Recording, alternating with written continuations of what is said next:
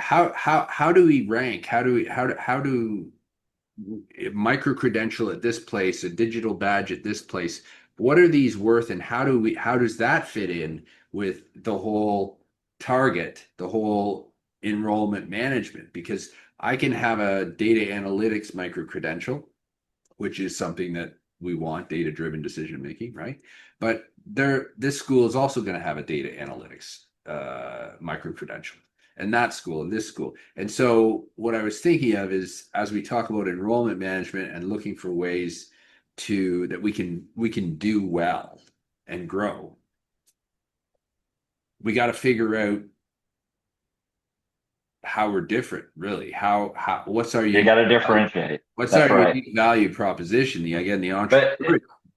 I agree with you. You got to differentiate. But I would also say sometimes the market is big enough that you can have multiple institutions offering the same thing and be okay, right? My concern about things like micro credentials and badges is, do employers value them? Yeah.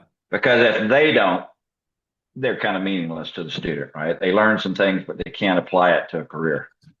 So we haven't, in my view, haven't completely made that shift yet, Mm-hmm. right? They're still valuing more the 2 year and 4 year degrees and the graduate degrees more than these sort of specialized credentials. Mm-hmm. So you were talking about the enrollment, the steps in the SEM Yeah, process. yeah, yeah, yeah. So once we've defined our enrollment priorities, then we start looking at drivers. And you just gave an example of one. Continuing ed could be a driver, Mm-hmm. right?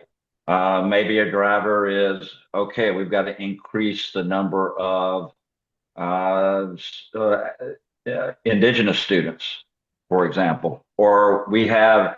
I just got from an associate provost institution. He gave me the enrollment and yield from his different colleges.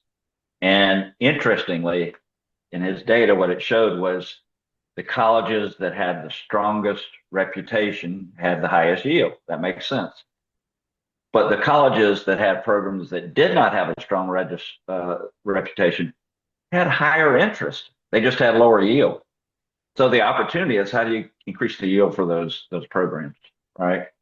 So it's just a matter of delving down and figure out what those opportunities are, identifying a manageable number of strategic opportunities, and those have to align with enrollment goals. So we kind of touched on this earlier.